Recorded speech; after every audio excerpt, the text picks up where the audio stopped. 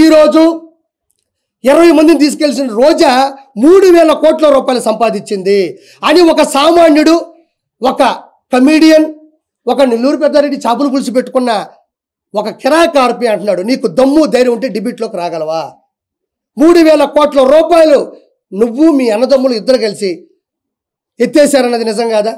అనిల్ కుమార్ యాదవ్కి 5,000 కోట్ల రూపాయలు నెల్లూరు ఎంపీగా ఉన్నప్పుడు సంపాదించినాడు. ఇది నిజం కాదా? పేరుని నాని కొడుకు అడ్డం పెట్టుకొని గంజాయిని పెంచి డబ్బులు సంపాదించాడు. అది నిజం కాదా? పెద్దిరెడ్డి రామచంద్రారెడ్డికి 1,000 కోట్లు ఉన్నాయి, మిథున్ రెడ్డికి 1,000 కోట్లు ఉన్నాయి, బొమ్మన కరుణాకర్ రెడ్డి, వైవి సుబ్బారెడ్డి, ధర్మారెడ్డి, వీళ్ళందరూ కూడా 1,000 కోట్ల రూపాయలు డబ్బులు. నేను ఇంకో మాట చెప్తున్నా, ఆంధ్రప్రదేశ్లో ఏ శాఖలో కూడా అభివృద్ధి 1% కూడా జరగలేదు.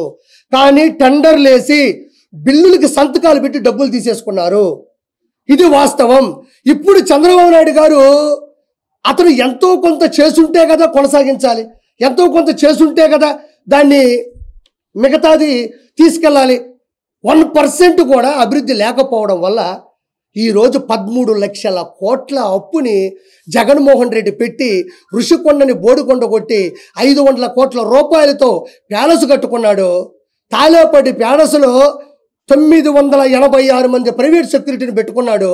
1000 కోట్ల రూపాయల అధికార దుర్వినియోగాన్ని ప్రైవేటు సెక్యూరిటీ కోసం ఆధునీకరణమైనటువంటి మన చుట్టుపక్కల ఆయన సెక్యూరిటీకి ఉన్న మిషన్స్ కోసం ఖర్చు పెట్టాడు. ప్రతి జిల్లాకి ఒక ప్యాలెస్ కడదామని ట్రై చేశాడు. ఈరోజు ఏమైంది? ఏ ప్యాలెస్ లేకుండా సంకనాగిపోయాడు వైఎస్ జగన్మోహన్ రెడ్డి. కాబట్టి నేను మీకు ఏం చెప్తున్నానంటే, ఇప్పుడు తిరుమలలో వెంకటేశ్వర సాక్షిగా, వెంకన్న సాక్షిగా ఇప్పుడు మళ్ళీ ప్రక్షాళన మొదలైంది. మీరు యూట్యూబ్లో కూడా చూడొచ్చు. భక్తులు చెప్తున్నారు కింద నుంచి మళ్ళీ టోకన్లు కడుతున్నారు. ఇంతకుముందు 1200 మీటర్ దగ్గర టోకన్ కడుతున్నారు. ప్రజలారా ఒకసారి చూడండి.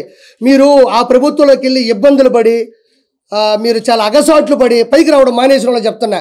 కింద నుంచి వచ్చే వాళ్ళకి టోకన్ ఉంది, మంచి సెక్యూరిటీ ఉంది, మధ్యలో మజ్జిగ ఉన్నాయి, సాంబార్ అన్నం ఉంది, పైకి వస్తే క్యూ లైన్లో ఫ్యాన్లు ఉన్నాయి, అన్నదాన ప్రసాదం ఉంది, మజ్జిగ ఉంది, మంచి రెస్పెక్ట్ ఉంది, కంపార్ట్మెంట్లోకి వెళ్తే మంచి టీవీలు పెడుతున్నారు, దేవుడి దర్శనం బాగుంది, వీఐపీ బ్రేక్ దర్శనాలు తగ్గించినారు. కాబట్టి ఇప్పుడు వెంకటేశ్వర స్వామి తిరిగి వచ్చాడు. ఇంతకుముందు లేడు. 5 సంవత్సరాలు వెంకటేశ్వర స్వామి ఆ కొండ మీద లేడు, అలిగి వెళ్ళిపోయాడు. వెంకటేశ్వర స్వామి లేడు 5 సంవత్సరాల్లో. ఇప్పుడు మళ్ళీ వచ్చాడు. కాబట్టి ఏదైనా పైకి వెళ్ళి సంతోషంగా దర్శనం చేసుకోండి. ఆ ప్రక్షాళన మొదలైంది. కానీ ఇంకొక మాట చెప్తున్నా, నా వయసుకి ఒకే ఒక మాట చెప్తున్నా, అతను వదిలేసిన ప్రాజెక్టులన్నీ కూడా కొనసాగించాలంటే అతను అప్పుల్లో వదిలేసి వెళ్ళిపోయాడు. ఇప్పుడు కొనసాగించాలంటే కొంత సమయం పడుతుంది. ఈరోజు కూడా 7,000 రూపాయలు పింఛన్ ఇచ్చారు. అది చిన్న చితక విషయం కాదు. ఎన్ని వేల కోట్లు మీరు ఆలోచించాలి. అతను నేను 4,000 ఇస్తాను, 300 ఇచ్చాడు ఫస్ట్, తర్వాత 250 లాస్ట్ అది కూడా ఆపేశాడు. అంటే విడతల వారీగా ఇచ్చాడు. చంద్రబాబు నాయుడు గారు ఒకేసారి చెప్పిన అమౌంట్ ఇచ్చాడు, ఇచ్చుకుంటూ పోతా ఉన్నారు. పోలవరం ప్రాజెక్టు కూడా అత్యాధునికమైనటువంటి టెక్నాలజీ మొన్న సర్వే కూడా చేశారు, అది కూడా ఫినిష్ అవుతుంది. పిల్లకాయలకు సంబంధించింది ఇటీఎం పిల్లకాయలు చదువుకుని పిల్లకాయలకు సంబంధించింది కూడా ఒక స్టేట్మెంట్ వచ్చింది ఇప్పుడు చంద్రబాబు నాయుడు గారు. అంటే అన్నీ అవుతాయి ఒకేసారి చిటికేస్తే అయ్యే పనులు కాదు ఇవి. 5 సంవత్సరాలు పూర్తిగా రౌడీజము, పూర్తిగా వైఎస్ జగన్మోహన్ రెడ్డి ప్రభుత్వంలో హయాంలో అధికార దుర్వినియోగం జరిగినట్టు, వాళ్ళ ఎమ్మెల్యేలు సంపాదించుకున్నంత 1,000 కోట్ల డబ్బులు ఈ భారతదేశ గడ్డ మీద ఏ ప్రభుత్వంలో కూడా జరగలేదన్నది వాస్తవమైన మాట. తర్వాత వచ్చేసి ఒక చిన్న మాట మీడియా మిత్రులకి కొంచెం ఓపికగా వింటున్నారు పాపం. ఇటు చూడండి, ఇది అధికారికంగా చెప్పినటువంటి లోకేష్ బాబు గారి మాట. ఇది అంటే మనం ఎలక్ట్రానిక్ మీడియా ఉంటుంది, మన పేపర్లో వేసిన, యూట్యూబ్లో వేసిన మాటే, అది మందే అవుతుంది అఫీషియల్. 6 లక్షల మంది విద్యార్థుల జీవితాలలో వెలుగులు. వైకాపా ప్రభుత్వ హయాంలో విద్యా దీవెన, వసతి దీవెనకు 3,450 కోట్ల బకాయిలు పెట్టిన వైసీపీ ప్రభుత్వం. బకాయిలు ఉండడంతో విద్యార్థుల సర్టిఫికేట్లు రాకపోతున్న ఇబ్బందులను తొలగించేలా విద్యాసంస్థల యాజమాన్యాలను సర్టిఫికేట్లు ఇవ్వాలని ఆదేశించిన మంత్రి నారా లోకేష్. ఇది సంసారబద్ధమైనటువంటి గవర్నమెంటు. అంటే వచ్చి రాగానే పాపం ఎన్ని ఇబ్బందులు ఉన్నా కూడా ప్రవేశపెట్టారు. ఇంకోటి విద్యార్థులకి తీపి కదురు, తన మెగా డిఎస్సి మీద కూడా సంతకాలు పెట్టారు. ఇంకోటి కూడా నవ్వుకుంటారు అందరూ. మంచి ముందు ఆంధ్రప్రదేశ్కి వచ్చింది, మంచి ముందు వచ్చింది పాపం. అంటే ఒక ఆవిడ అనింది, నిజంగా జరిగింది నెల్లూరులో, ఆ నా బట్ట వల్ల నా భర్త చచ్చిపోయాడనింది. వాస్తవం చెప్తున్నా, ఆ నా బట్ట వల్ల నా భర్త చచ్చిపోయాడనింది. బట్ట అనేది ఎవరో మీరే తీసుకోండి, నాకు అనవసరం. అది వెంకటేశ్వర సాక్షిగా చెప్తున్నా, ఇది జరిగింది. ఆ వెంకటేశ్వరతో పెట్టుకున్నాడు, అతను పోయాడు. ఇప్పుడు నేను పెట్టుకుంటే నేను పోతానుగా, నేనేం భయపడను. ఆ నా బట్ట వల్ల నా భర్త పోయాడు, నా పసుపు కుంకులు రాలిపోయాడు. ఏంటంటే ఏందయ్యా ముందు.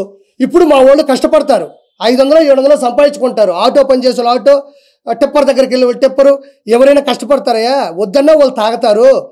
తాగేదేదో మంచి ముందు తాగితే పాపం తిని కడుపు నిండా కాసేపు పరిస్థితి అరసరి పడుకుంటారు. ఈయన బట్ట వచ్చాడయ్యా, అసలు మొత్తం కిడ్నీలు, ఆ లివర్లు మొత్తం అంతా చెడిపోయి వాళ్ళంతా పిచ్చెక్కిపోయి వాళ్ళకి అర్థం కాని రీతిలో ప్రవర్తించాడు.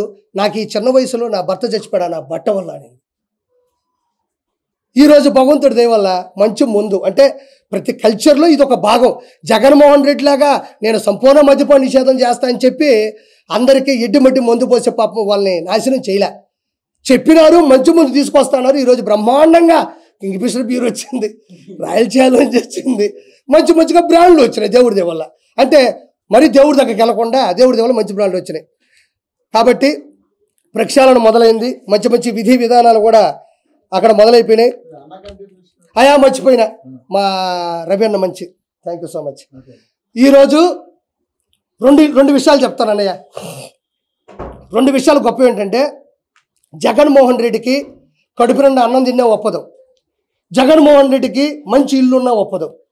ఎందుకంటే టిట్కో ఇల్లు 2,62,000 టిట్కో ఇళ్ళని పూర్తి చేసి టీడీపీ గవర్నమెంట్ హయాంలో చేసి ఇస్తే, ఆ మనిషి లక్షల ఇళ్ళని ఒక్క రూపాయి కూడా మళ్ళీ ఖర్చు పెట్టకుండా ఉన్న వాటిని రంగులు 300 కోట్ల రూపాయల్ని ప్రభుత్వ కార్యాలయాలకి, ఇలా టిట్కో ఇళ్ళకి 300 కోట్ల రూపాయలు పార్టీ జెండా రంగునేసి వాటి అలా వదిలేశాడు. కానీ ఒక్క టిట్కో ఇళ్ళను కూడా ఎక్కడ ఇస్తే టీడీపీ గవర్నమెంట్కి, చంద్రబాబు నాయుడుకి మంచి పేరు వస్తుందని భయపడి ఓర్వలేక, ఓర్చుకోలేక, స్టాలిన్ని చూసి నేర్చుకోలేక ఆ మనిషి అధికార దుర్వినియోగం, అహంకారంతో అన్ని ఇళ్ళను వదిలేసి నేను వెళ్ళాను నెల్లూరుకి. చూస్తే మీకు నమ్మరన్నా, కళ్ళల్లో నీళ్ళు తిరిగిపోయినాయి. 500 రూపాయలు పెట్టి కొన్ని 100 మంది పేదవాళ్ళు ఇచ్చుంటే ఆ ఇళ్లలో కండోమ్ ప్యాకెట్లు, ఆ ఇళ్లలో బీరు బాటిళ్ళు, ఆ ఇళ్లలో కత్తులు, కటార్లు, పావులు, జర్రులు. అంటే వైఎస్ఆర్సీపీకి దౌర్జన్యానికి, రౌడీజాలకి అడ్డాలుగా వాడుకున్నారు తప్ప టిట్కో ఇళ్ళని ఒక్కరికి కూడా ఇచ్చిన పాపం లేదు. అక్కడ ఎన్ని కిడ్నాపులు జరిగాయో, ఎంతమందిని చంపేశారో, ఎవరిని కొట్టారో అనేది ఒక్కటి కూడా చెయ్యకపోగా అక్కడ గోళ్ళన్నీ మళ్ళీ పగిలిపోయినాయి, అక్కడుండే గ్లాసులన్నీ మొత్తం పగిలిపోయినాయి, అవి కూడా పోయినాయి. రెండో పాయింట్, అన్న రవీణ చెప్పినట్టు అన్నా క్యాంటీన్లు కొన్ని వందల క్యాంటీన్ని పట్టణాభివృద్ధిలో, పట్టణంలో పెడితే, కొన్ని వందల క్యాంటీన్ని పట్టణాల్లో పెడితే వాటిని ఉన్న పొలంగా, అంటే పేదవాడు 5 రూపాయలకి మంచి భోజనం, టిఫిన్, రాత్రి అన్నం. చంద్రబాబు నాయుడు గారిది ఏంటంటే అన్నం బాగుండాలా, తిన్నంత పెట్టండి, ప్లేట్ మిల్చారు, తిన్నంత ఉండాలా, సరిపోవాలా, శుచి శుభ్రత ఉండాలా, మన ఇళ్ళలో ఎడతింటాం అట్టే పెట్టాలా, పొగలు కక్కుతా ఉండాలా. ఇది ఎన్టీ రామారావు గారి ధ్యేయం అంట. ఏ పేదవాడు మంచి భోజనం లేకుండా కడుపు ఆకలితో చచ్చిపోకూడదన్న ధ్యేయంతో పుడితే అన్నిటిని పగలగొట్టి, అన్నిటిని విసిరేసి సచివాలయాలుగా, బరిలు కొట్టాలుగా, కొన్ని మళ్ళీ వైఎస్ఆర్సీపీ అడ్డాలుగా, కొన్ని కూల్చివేత చేసి ఈరోజు అన్నా క్యాంటీన్లు మొత్తం కొన్ని 100 కోట్ల రూపాయలని దుర్వినియోగం చేశాడు. అక్కడేమో లక్షల కోట్లు టిట్కో ఇల్లు డబ్బులు నాశనం చేశాడు. ఇప్పుడు మళ్ళీ చెప్పిన వెంటనే చిత్తూరులో మన జగన్మోహన్ నాయుడు, జగన్ అంటే ఆ జగన్ కాదయ్యా, ఇతను మంచోడే, నా స్నేహితుడే, జగన్మోహన్ నాయుడు అని చిత్తూరు ఎమ్మెల్యేగా గెలిచాడు భారీ మెజార్టీతో, విజయానందరెడ్డి మీద, గంజాయి మీద గెలిచాడు, గంజాయి విజయానందరెడ్డి మీద. అతను ఓపెన్ చేశాడు, మంచి భోజనం, మంచి టిఫిన్ పెడుతున్నాడు. నారాయణ గారు కూడా ఇప్పుడు ఒకటి ఓపెన్ చేస్తారు. ఈ విధంగా 300 నుంచి 400 వరకు, నా దేశం వరకు అన్ని పట్టణాల్లో కూడా, అన్ని టౌన్లో కూడా మొత్తానికి రెడీ అవుతున్నాయి. మొత్తానికి ప్రక్షాళన జరిగింది, మొత్తానికి మంచి గవర్నమెంట్ వచ్చింది. నేను వీళ్ళందరూ కూడా కోరుకునేది అంటే, ఆ వెంకటేశ్వర సాక్షిగా చంద్రబాబు నాయుడు గారు కానీ, లోకేష్ బాబు గారు కానీ, వీళ్ళందరూ కూడా ఏమాత్రం ఇగో లేకుండా, ఏమాత్రం కల్తీ లేకుండా, ఏమాత్రం బూతులు లేకుండా, వీళ్ళందరూ చాలా స్వచ్ఛందంగా, చాలా స్వేచ్ఛగా రాజకీయం చేస్తున్నారు. కాబట్టి రానున్న రోజుల్లో యువతకు కానీ, వృద్ధులకు కానీ, చిన్నపిల్లలకు కానీ, పెళ్లి చేసుకున్న అందరికి కూడా మంచి సదుపాయాలు ఉంటాయి. ఆ వెంకన్న సాక్షిగా ఈ ఆంధ్ర రాష్ట్రం మంచి అభివృద్ధిలో కల మనస్ఫూర్తిగా కోరుకుంటున్నాను. మీరు మీ సపోర్టు నాకు ఇప్పటి నుంచి కాదు, ఎప్పటి నుంచో ఉంది.